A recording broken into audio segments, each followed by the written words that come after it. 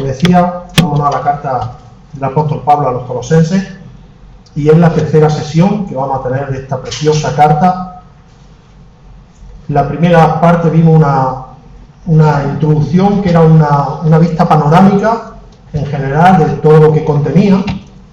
En la segunda parte vimos los dos primeros versículos que tenían una importancia especial, porque algunas veces parecen saludos que no tienen sentido, pero realmente tiene mucho contenido, porque empieza afianzando, y sabemos de la teología de Pablo, y sabemos de la inteligencia de Pablo, y sabemos de cómo él en cada palabra está hablando de cosas serias, de cosas muy formales con respecto a los destinatarios, y vimos también cómo hay un vínculo especial entre los hermanos en la fe, una familiaridad cuyo Padre es Cristo, cuya unidad nos permite que podamos hablarnos como una familia. Y como decía, en muchas ocasiones, bueno, especialmente en el sentido espiritual, como no podemos hablarlo con nadie, ¿verdad?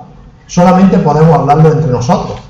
Así que realmente el Señor nos ha puesto una familia en la carne, de la cual hemos nacido, pero también nos ha hecho partícipes en Cristo de la familia espiritual.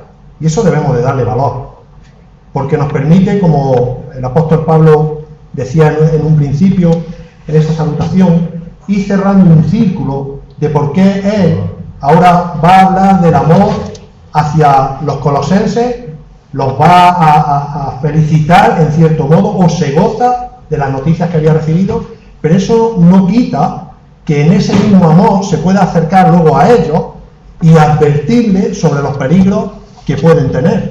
Así que eso es un vínculo familiar que nos permite. Y no debería de generarse ningún conflicto, que tristemente suelen pasar, ni ninguna trifulca, más allá de entender que realmente como familia lo necesitamos. Hemos escuchado muchas veces la ilustración de que una manzana podrida en un cesto pudre a todas las demás, y nosotros tenemos en un sentido espiritual la responsabilidad de cuidarnos los unos a los otros, y en eso implica el amor, en lo cual implica también advertirnos los unos a los otros cuando estamos en situaciones de dificultad. Y es lo que veíamos en ese saludo nada más, ¿verdad? Con toda la autoridad que tenía Pablo, porque era un vocero de Dios. En cierto modo, cuando nosotros predicamos la palabra, nos convertimos en eso, ¿verdad? En vocero de Dios.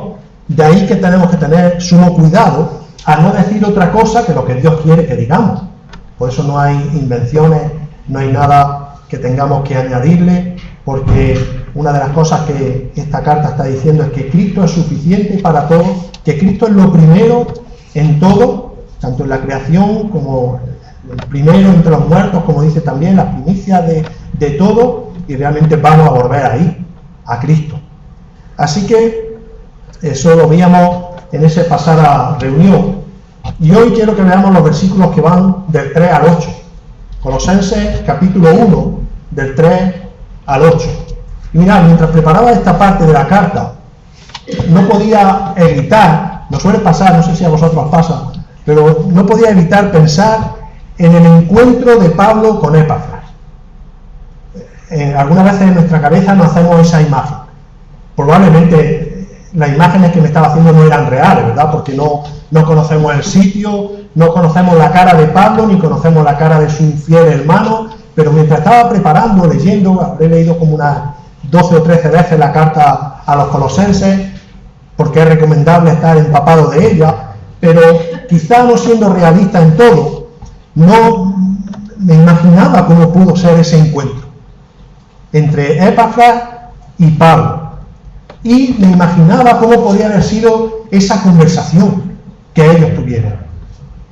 Pablo, como sabéis, estaba preso en Roma, pero su arresto era un arresto domiciliario, no estaba en una prisión como nosotros podemos conocer, o de aquellas del momento, sino que él estaba en una casa alquilada. Así que en ese arresto que él tenía, estaba siendo custodiado por un soldado, pero daros cuenta, el Señor en su providencia no le había limitado su ministerio, porque aún estando arrestado, él seguía teniendo su ministerio. Y uno de los privilegios, si podemos llamarles privilegios, que el apóstol Pablo tenía, es que podía recibir visitas. Y una de ellas fue la de este fiel hermano, pastor de la iglesia en Colosas.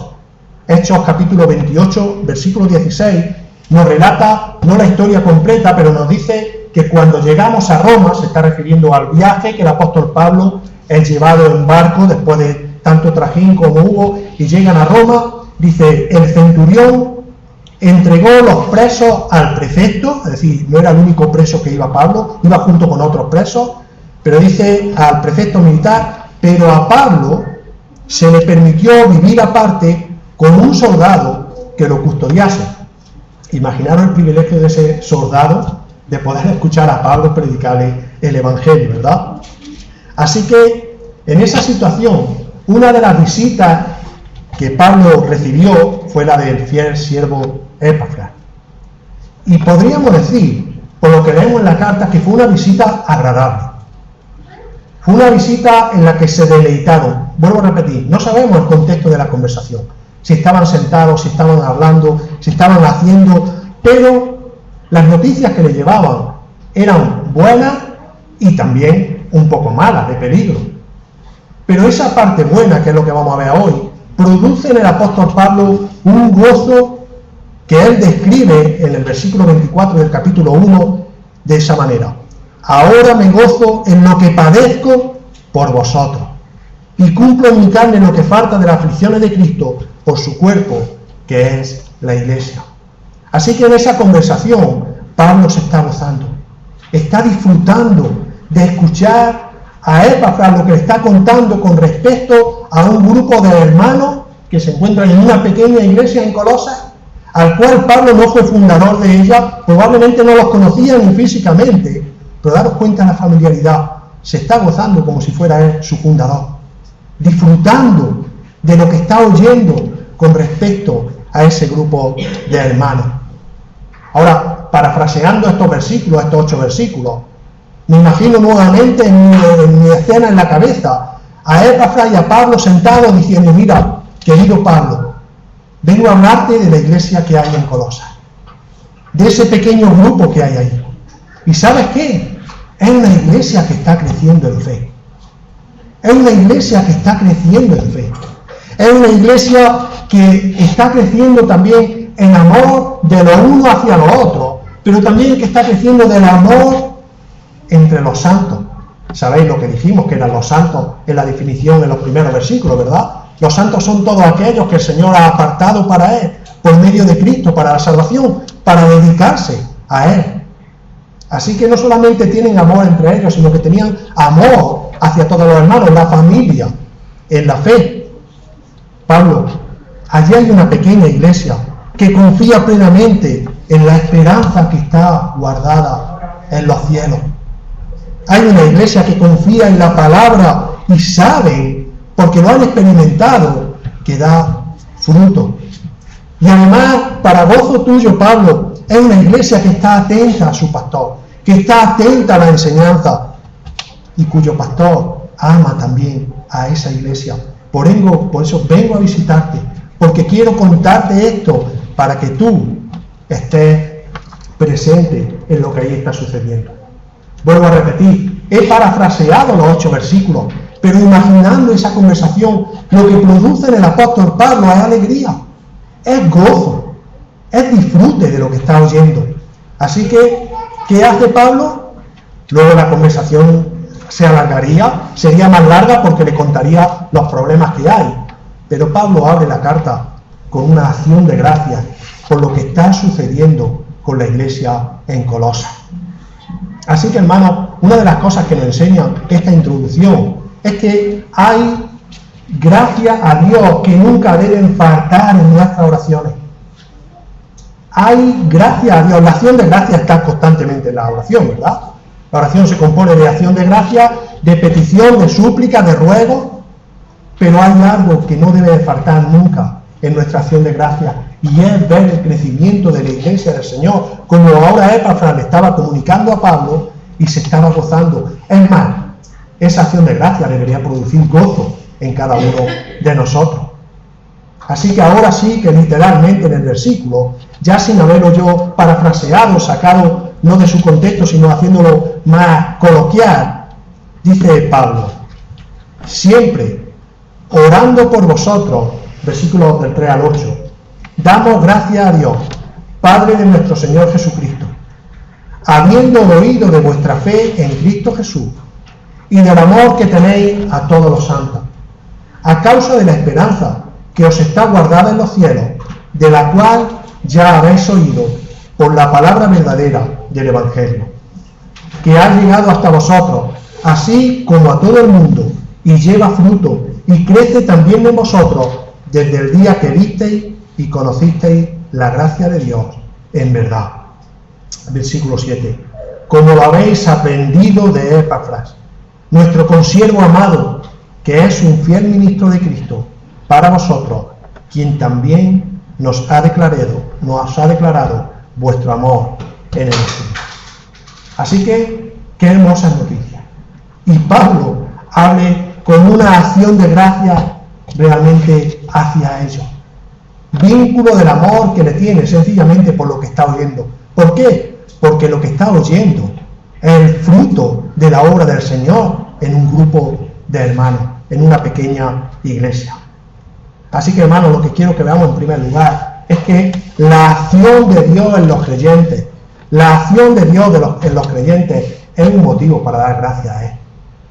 Lo que el Señor hace en cada uno de nosotros, de forma individual, que luego se refleja de forma colectiva, es algo que no debemos de olvidar en nuestras oraciones. En nuestras oraciones. Así que habla el apóstol Pablo en el versículo 3 diciendo, siempre orando por vosotros, damos gracias a Dios, el Padre de nuestro Señor Jesucristo. Ahora, no me repito exactamente con otra introducción que tengo sobre la vida de oración de Pablo, pero siempre hemos dicho que el hecho de dar gracias de cada uno de nosotros es reconocer algún favor que hemos recibido, ¿verdad? Damos las gracias cuando tenemos una buena atención, damos las gracias cuando recibimos un trato amable de cualquiera, damos las gracias cuando recibimos un regalo, damos las gracias cuando ese regalo lo hacen alguna persona al llegar a nuestra cercana, un hijo, una hija, estamos agradecidos, es decir, agradecemos un favor que recibimos por parte de una persona. Recuerdo que en aquella introducción que hacía en la vida de oración de Pablo, decía, yo soy de los que da gracias en los pasos de cebra, como el anuncio aquel que echaron, porque le estoy dando las gracias porque se ha parado, pero también porque no me va a pillar, que alguno se lo podría saltar. Pero en cierto modo damos las gracias cuando recibimos algún favor, ¿verdad? Damos gracias a la hora de comer, y ahí sí que es verdad que esas gracias van dirigidas al Señor. Y eso es lo que Pablo está haciendo. Pablo comienza la carta dando las gracias y dice, siempre orando por vosotros. Ahora, esto nos muestra, hermanos, que esta oración es una oración destinada a los hermanos que estaban en Colosas. Pero esto no era algo exclusivo de Pablo hacia los hermanos de Colosas, porque Pablo tenía como sana costumbre, como necesaria costumbre, orar así por toda la iglesia y por todos los hermanos en Cristo.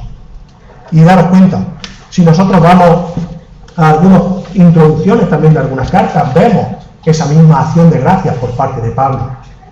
En Romanos 1:8 dice, primeramente, doy gracias a mi Dios, mediante Jesucristo, nunca lo desdiga el Padre del Hijo, con respecto a todos vosotros, de que vuestra fe, ahí el motivo por el que está dando la gracia, se divulga por todo el mundo. Es decir, que la fe se divulgue por todo el mundo es una forma de la extensión del Evangelio. En 1 Corintios 1:4, esa misma salutación, esa misma oración, dice, gracias doy a mi Dios, señalamos esto siempre, por vosotros, por la gracia de Dios que os fue dada, una vez más, en Cristo Jesús.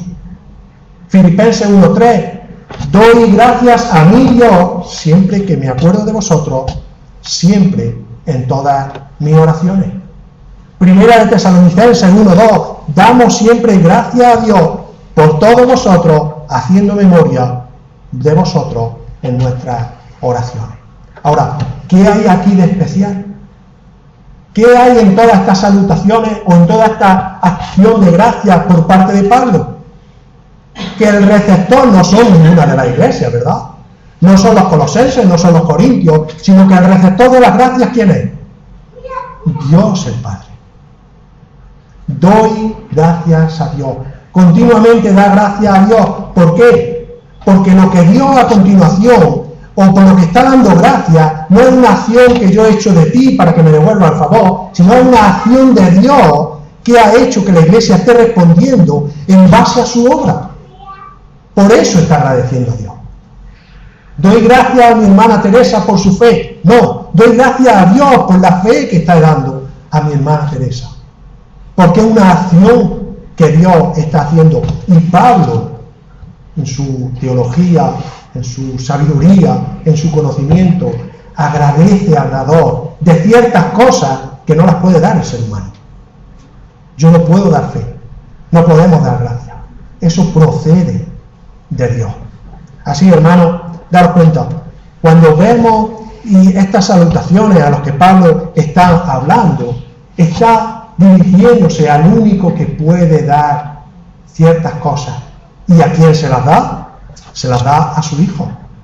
La fe, la gracia, los dones, se las da a su Hijo, como decíamos al principio, que son los santos, que son aquellos que han sido salvados por medio de la sangre preciosa, como repetimos tantas veces, y es que es preciosa, de su Hijo amado, el Señor Jesús. Por eso lo nombra aquí, mostrando así también la divinidad de Cristo, recordándole a los colosenses, porque luego lo iba a advertir, que el único que había llevado a su salvación, a reconciliarlos con el Padre, era el Hijo, y no las huestes o las potestades a los que ellos tenían por costumbre o se querían infiltrar como ayuda para llegar a la salvación. Así que él dice, Padre de nuestro Señor Jesucristo, unificando la obra de salvación entre Dios, el Padre, Dios, el Hijo. Y luego obrando, como está obrando, estamos viendo a través de Fran, con Dios, el Espíritu Santo, en cada uno de nosotros. Así que, hermanos, en ningún momento ellos podrían desligar esta obra de salvación entre el Padre y el Hijo. En ningún momento nosotros podemos desligar la obra de salvación entre el Padre y el Hijo. Ni nuestra acción de gracia podemos desligarla realmente de lo que el Señor ha hecho con nosotros. El Hijo, Jesucristo, es el único medio para reconciliar al pecador con Dios y hacer también que recibamos lo que ahora Pablo iba a dar gracias, que es la fe, que es la esperanza, que es la certeza. Y esto, hermanos, solo procede de Dios. Así que podemos dar las gracias a personas que nos atienden y le devolvemos el favor con una acción de gracias. Pero no se nos debe de olvidar de dar continuamente gracias a Dios, porque nos ha dado algo que solamente lo puede dar Él, que es la salvación, que es la fe, que es por su gracia, que es por el medio de su Hijo Jesús. Así que daros cuenta, el apóstol Pablo está diciendo que cada vez que oraban por los colosenses, daban gracias a Dios. Ahora, lo hemos repetido. ¿Por qué? Por la fe. Versículo 4. Habiendo oído, nuevamente, os llevo a que imaginemos esa conversación. ¿De quién había oído Pablo esto? De su fiel hermano que estaba allí contándoselo. Habiendo oído de vuestra fe en Cristo Jesús y del amor que tenéis a todos los santos. Hermano, aquí la fe en Cristo Jesús está haciendo referencia a la fe salvadora. A la fe salvadora. La palabra fe significa persuadido o persuasión o también convicción. Es decir, cuando Pablo le estaba hablando así, le está diciendo que vuestra fe es el pleno convencimiento de que algo es verdad. ¿Y qué era la verdad? Que Cristo era el único Salvador. Esa es la verdad. Esa es la fe que nos regala el Señor a nosotros, hermanos. Está plenamente convencido, y daros cuenta, la palabra fe la usamos de forma muy común en muchos contextos, pero no en el sentido de estar plenamente convencido, persuadido de que la salvación de Cristo, de que la palabra que lleva salvación es la verdad. Y como digo, hermano, esta palabra es muy común, la escuchamos en muchos contextos, Y en muchas personas religiosas, yo tengo fe. Yo soy una persona de fe. No hace falta que sea evangélica. Lo escuchamos en un montón de contextos, incluso ni religiosos. Yo tengo fe en esto o tengo fe en lo otro, ¿verdad? Y lo hacen aplicándolo a imágenes o incluso lo hacen aplicándolo a ritos que nada tienen que ver con Cristo.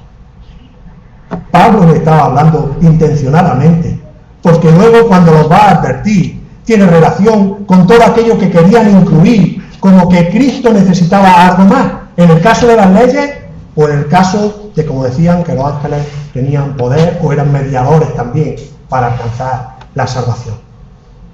Así que es una palabra común, hermano, que puede llevar al error. Cuando hablamos de fe sin la seguridad de que la única fe la da el Señor y es en la certeza de que Cristo es el único que salva, es suficiente para salvar. El viernes pasado Rubén me enseñaba un vídeo, mi hijo, que habla de un antes, un durante y un después de que un soldado va a una misión. Probablemente él vaya al Líbano este año que entra, y si no a otro sitio de por ahí. Y hay un vídeo en el que han grabado ese antes, durante y después. Y hay una escena en la que sale la madre de un soldado orando a lágrima viva. Y mirad, hermano, si no fuera porque yo estaba viendo la imagen en la televisión, diría que estaba orando como uno de nosotros. Diría que es una mujer evangélica. Estaba dando gracias al Señor por su hijo. Estaba rogando que lo protegiera, que lo guiara en su camino, que no hiciera nada malo. Estaba orando como si yo estuviese escuchando a cualquier persona. Si tú la escucharas solamente en una grabación, tú dirías, ¡qué mujer de fe!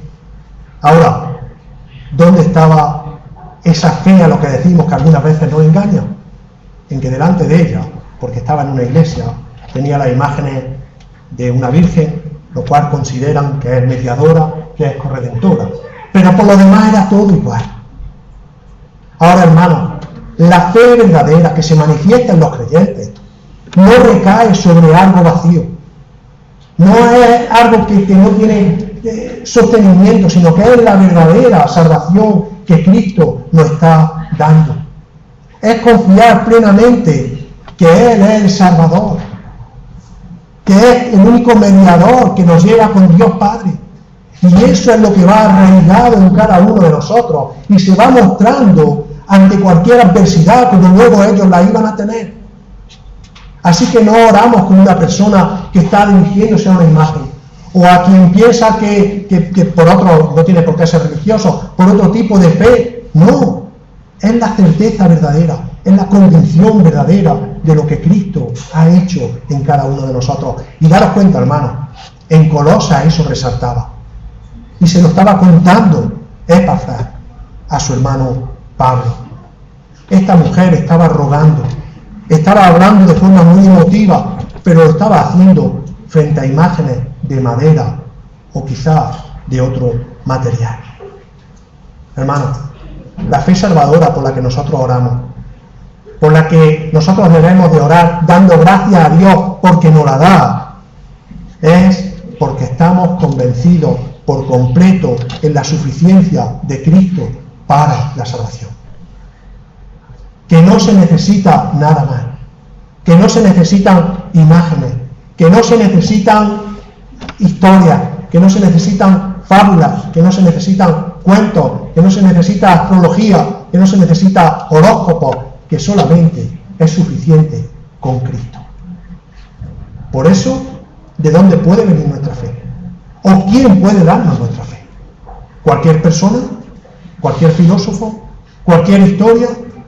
Solamente la puede dar Dios.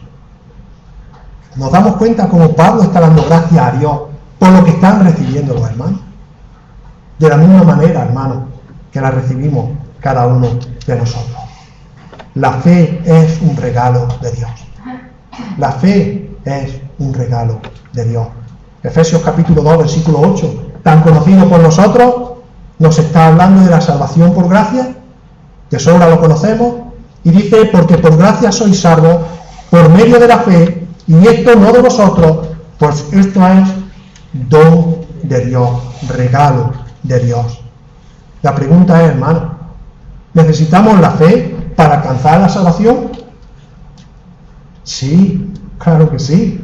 Necesitamos la fe para alcanzar la salvación. ¿Y en quién está depositada la salvación? En Cristo. Por tanto, ¿quién puede llevarnos a la salvación si no solamente Dios en Cristo? Nos damos cuenta de la importancia. Pablo estaba recargando esto a los colosenses porque era algo necesario para recordar, pero es necesario para recordar nosotros cada día. Hermano, la salvación nos ha llevado el Señor en su gracia. Luego tenemos una responsabilidad de responder ante ese llamado que el Señor ha hecho, porque nos ha inculcado la fe, ha derramado su gracia, y es cuando realmente, sin explicarnos por qué, nuestra rodilla se dobla, nuestra cabeza se humilla, nuestro corazón se rompe y se entrega a Cristo, porque Él está obrando para eso. Y eso crece. Es un motivo de gratitud, hermanos. Nunca debe de faltar eso en nuestras oraciones. Cuando Pablo está agradeciendo por la fe de los hermanos en Colosas, está diciéndolo con certeza, con plena confianza de que habían sido persuadidos por el mismo Cristo, convencidos por el mismo Señor para salvación. Hebreos 4:11 dice una definición de fe, ¿verdad? Es pues la fe, la certeza de lo que se espera, la convicción de lo que no se ve, y luego a continuación va relatando un poco el poder de esa fe, ¿verdad? Por la fe alcanzaron un buen testimonio de los antiguos, por la fe entendemos haber sido constituido el universo por la palabra de Dios, de modo que lo que se ve fue hecho de lo que no se veía, por la fe haber ofrecido a Dios más excelente sacrificio que Caín, por lo cual alcanzó testimonio de que era justa, dando testimonio de su ofrenda, y muerto aún habla por ella. Por la fe Enoc fue traspuesto para no ver muerte, y no fue hallado porque lo traspuso Dios, y antes que fuese traspuesto tuvo testimonio de haber agradado a Dios. Eso es dado por Dios, hermano. Y daros cuenta ese versículo 6 de ese pasaje. Pero sin fe, sin certeza de salvación, es imposible agradar a Dios. Hermanos, no pongo la ilustración de esta mujer antes ni como una risa, ni como una cosa para desecharla, sino triste, en el sentido de que habiendo un Salvador, tratemos siempre, o se trate siempre en nuestro corazón pecaminoso, de buscar donde ni tan siquiera se puede hacer.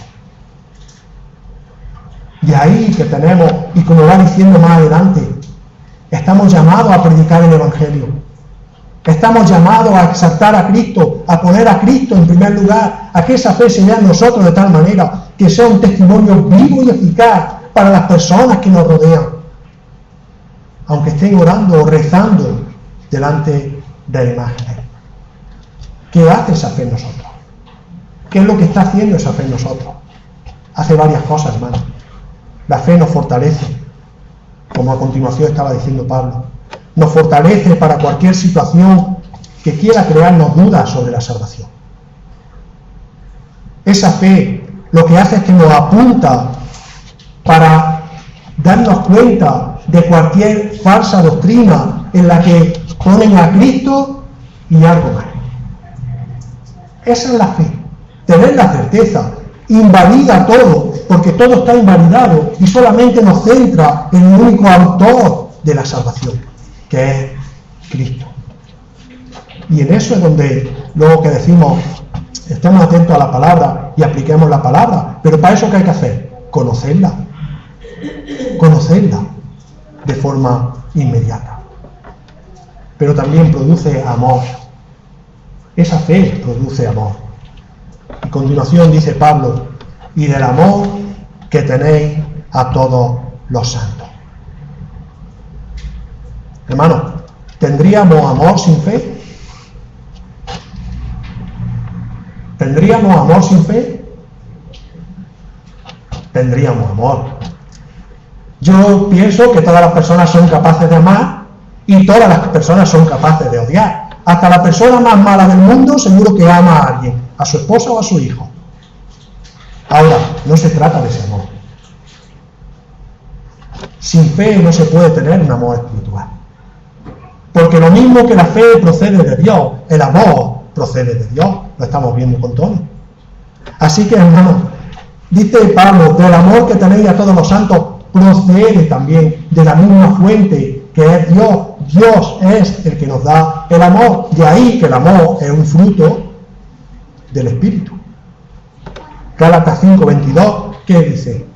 Hay una lista en la que comienza con el amor. Los frutos del Espíritu son amor, paz, paciencia, benignidad, bondad, mansedumbre, templanza. Contra tales cosas no hay ley que se pueda oponer a ella. Y antes tenemos una lista de todo aquello que es lo contrario. Así que, hermanos, Dios produce, genera ese amor. Lo estamos viendo, y Tony lo está explicando en Primera de Juan. Porque es un fruto del Espíritu. Si es un fruto del Espíritu, ¿de dónde procede el amor? De Dios. Nos damos cuenta como Pablo, de forma tan amorosa, está ligando realmente lo que es una familia en la fe. El cual, su benefactor y el que va produciendo eso en cada uno de los creyentes es Dios. La fe, el amor. Ahora, lo que iba a pasar luego, o probablemente los problemas que podían traer a los hermanos si se despistaban de estas cosas, era trifulca, era pelea entre ellos. Y en cierto modo podríamos ir a la otra lista que está diciendo en Gálatas, pero hermanos, lo que tenemos que pensar es que donde hay amor de esta calidad, de esta magnitud, para el conflicto en el que pudiera entrar en ellos, que esto es un principio para todos, no debe de haber odio. Donde hay amor no hay odio. Donde hay amor no hay trifulca. Donde hay amor no hay divisiones. Pablo se lo va a advertir más adelante. Los colosenses no eran perfectos. Y en el capítulo 3, en el versículo 5, lo veremos. Pero les advierte, le dice, haced morir pues lo terrenal en vosotros. Si lo advierte de eso, es que podía darse o se estaba dando. Y nosotros no estamos exentos de eso. Haz morir lo terrenal que hay en ti. Haz morir lo terrenal que hay en tu corazón. Somos de este mundo, pero no pertenecemos a este mundo. Y estamos en un riesgo de que todo lo que estamos viendo nos está arrastrando de tal manera que necesitamos volver a la Escritura, hermano. No necesitamos aislarnos. Estamos muy cómodos en nuestras casas sin que nos regañen, sin que nadie nos diga absolutamente nada, sin ver, hoy que estos hermanos son más santos y yo soy más. Estamos muy a gusto y eso es una mala costumbre, no una costumbre cristiana. No lo es. Y como dice Mario, si tú quieres cocer a una rana, métela en agua calentita, pero no hirviendo, va a saltar. Nos están cociendo poco a poco. Y cuando queramos salir de eso, vamos a estar ya tiesos. Así que, hermanos, atentos a todo lo que está pasando. Porque si el Señor nos ha regalado la fe, si el Señor nos ha regalado el amor, si el Señor nos está regalando, nos ha regalado por gracia la salvación, no nos volvamos a los rudimentos del mundo. Guarda tu corazón si es del Señor. No podemos pecar deliberadamente. No podemos hacer algo que sabemos que está mal y desagrada al Señor. Y no Domi como anciano, ni Manolo como anciano, sino la Iglesia como un cuerpo, abraza a ese hermano, arropa a ese hermano, exhorta a ese hermano y le da el ánimo a ese hermano. Pero si, como dice la palabra, tú eres una persona obstinada y rechazas toda esa fuerza de amor, probablemente no has recibido ni la fe ni el amor de Cristo, porque no tienes la salvación. Pablo estaba advirtiendo de esto. Y daros cuenta, hermano, está haciéndolo con un amor, lo está haciendo con una ternura, lo está haciendo con un cariño, lo está haciendo con un tacto de decir, si realmente te amo tanto, permíteme que te elogie por lo que eres, pero permíteme también que te exhorte por lo que pueda pasar. Cuando entendemos esto, hermano, nos olvidamos de otras muchas cosas, de otra mucha mundanalidad. Así que, haced morir lo terrenal en vosotros. Hermano, realmente esto es algo importante. Pero ahora Él está dando gracias. Está dando gracias a Dios realmente por ellos. Y ese amor es un arma letal para cualquier situación de problema como les podría sobrevenir. El amor es de Dios, hermano. Primera de Juan 3:1. Mirad cuán amor nos ha dado el Padre para que seamos llamados hijos de Dios. Por esto el mundo no nos conoce, porque no le conoció a Él. El amor entre los creyentes se puede manifestar de tal manera que no lo entienda nadie. ¿Por qué no venía a visitarme a mi casa, pero sí vaya a la iglesia? Pues porque el amor de espiritual, algunas veces más grande incluso que el amor cercano. Estas navidades van a crear muchos conflictos. Las familias no se pueden reunir. Pero es que hay algunos con deseo de no reunirse desde hace ya años. Y ahora van a utilizar esa excusa.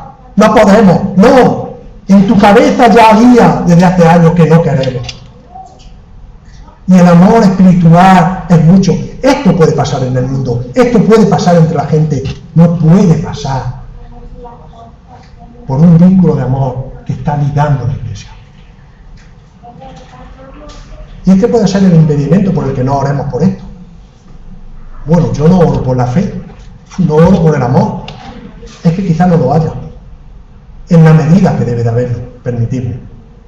No quiero decir que no lo haya radical. En la medida que debe de haberlo. Pero añade un elemento más, hermano.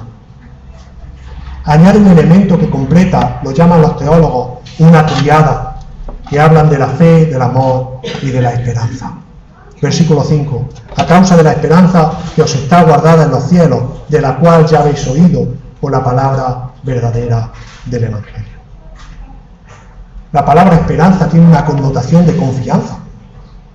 La palabra esperanza tiene una connotación de confianza. Una confianza plena en lo que viene, hermano. ¿Con qué? Con respecto a nuestra eternidad. Ahora, esta esperanza ya es real. Todo aquel que ha sido salvado tiene una esperanza real de lo que ha de venir, de que vamos a estar en el cielo. Ahora vienen las fechas en las que dentro de poco se celebran los Reyes Magos. Me imagino que se sigue haciendo así, pero yo iba con mi madre ahí a Tejidos Ganga, que vendía los juguetes, y yo los veía, y ella me decía, ¿qué quieres? Pero ese no me lo llevaba el día 24. Vale, resérvalo. Yo tenía la esperanza, tenía la certeza de que ese regalo un día iba a estar en mi casa, pero había un condicionante. ¿Sabéis cuál era, no? Los que lo habéis experimentado. Te tienes que portar bien.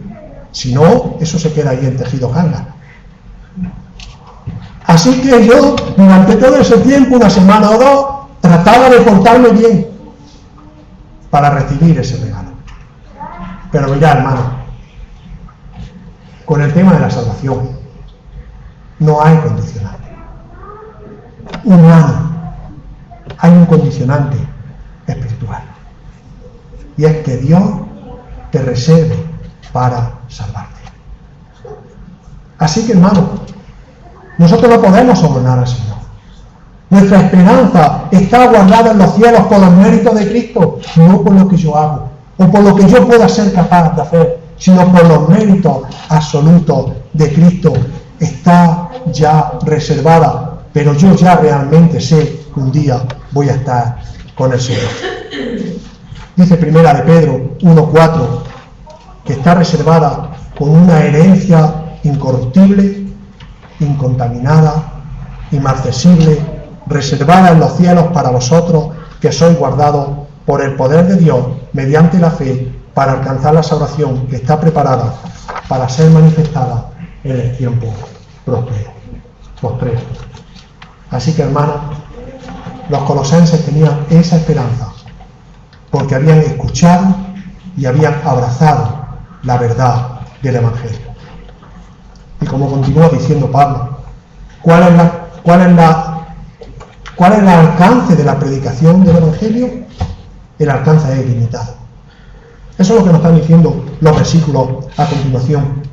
El alcance es ilimitado, que ha llegado a vosotros, así como a todo el mundo, y lleva fruto y crece también en vosotros, desde el día que oísteis y conocisteis la gracia de Dios en verdad. Así que El vínculo, hermano, el camino que nos ha llevado a eso ha sido la predicación del Evangelio. Nadie que no esté aquí no se ha convertido por la predicación del Evangelio. Todos nos hemos convertido por la predicación del Evangelio. El apóstol Pablo se convirtió por la predicación del Evangelio, por quien era el Evangelio. Y eso es una bendición, hermano.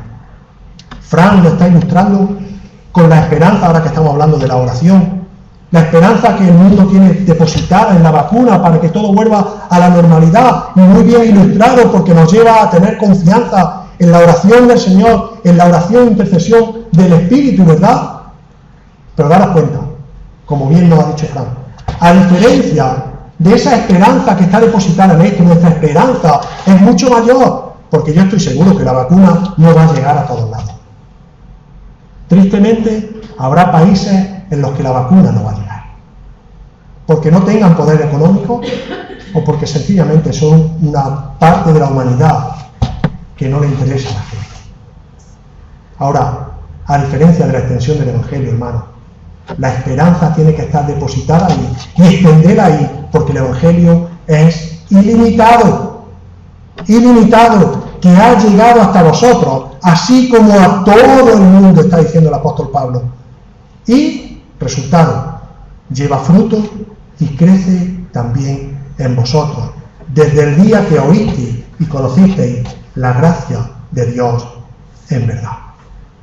Así que, hermano, desde el día que oímos la palabra, si realmente hemos entendido el Evangelio, debemos de estar creciendo. Debemos de estar creciendo. Desde el mismo día que fuimos salvos, debemos de estar creciendo y dando fruto. Ahora, para terminar, ¿cómo llega eso? ¿Cómo llega la palabra a nosotros? Llega a través de hombres. La palabra llega a través de la predicación. Pablo, una vez más, permitidme que lo recuerde, le iba a decir que los ángeles no son intercesores, que las falsas doctrinas no eran intercesoras, que no era Cristo y la circuncisión, que no era Cristo y el cumplimiento de la ley, que no eran cosas efímeras que se estaban introduciendo en esa iglesia, sino solamente Cristo. Y la palabra, ¿por quién le llegó a los colosenses? Dios salvó a Pablo a través de Cristo. Pablo se fue a Éfeso y durante 3 años estuvo predicando el Evangelio. En esos 3 años en los que predicó el Evangelio, muchos lo escucharon, incluido Epafras. Se fue a Colosas, predicó el Evangelio, se convirtieron al Evangelio y estaban dando fruto, por el cual Pablo estaba agradeciéndole. ¿A quién? A Dios. A Dios. Así que, hermanos, el Evangelio se extiende a través de hombres. Se extiende a través de hombres fieles al mensaje. Se extiende a través de hombres que no adulteran el mensaje. Se extiende a través de hombres que no adaptan el mensaje, que no corrompen el mensaje, que no se inventan el mensaje, porque si no, no lleva fruto, sino que es proclamado por hombres fieles a Cristo. Y eso produce amor. Hermano, produce amor de la iglesia hacia sus pastores y produce amor de sus pastores hacia la iglesia. Versículo 8. Quien también nos ha declarado vuestro amor por el Espíritu. Una persona que valora la palabra y aprecia la palabra, valora y aprecia a quien la lleva, siempre que es la palabra verdadera. Así que vamos a orar de esta manera. Vamos a dar gracias al Señor por esto. Que lo haya. Oremos al Señor que lo haga, hermano. Demos gracias a Dios en todas nuestras oraciones por su iglesia local, por este pequeño grupo. Demos gracias al Señor por su iglesia universal, su iglesia que la componen los santos de todo el mundo. Demos gracias al Señor para que sea tan visible, en medio de tanta tempestad, en medio de tanta niebla, como decía Manolo, que la iglesia florezca aquí. Florezca, porque va a dar fruto. Confiemos en que como llegue el Evangelio de verdad a los corazones, va a dar fruto, porque es el poder de la palabra de Dios. Que el Señor bendiga su palabra, hermano. Ánimo a seguir. Estamos en un tiempo de práctica, a pelear la buena batalla, a pelearla, no nos distraigamos, que las distracciones son muy sutiles, he dado un par de pistas, pero sabéis muchas más, muy sutiles. Portémonos realmente como hermanos en la fe y amémonos y quitemos de nuestra cabeza todo aquello que es mundano, terrenal, para decir, Señor, gracias por tu palabra en el día de hoy, tu palabra, que me instruye y me exhorta. Que el Señor reciba toda la gloria.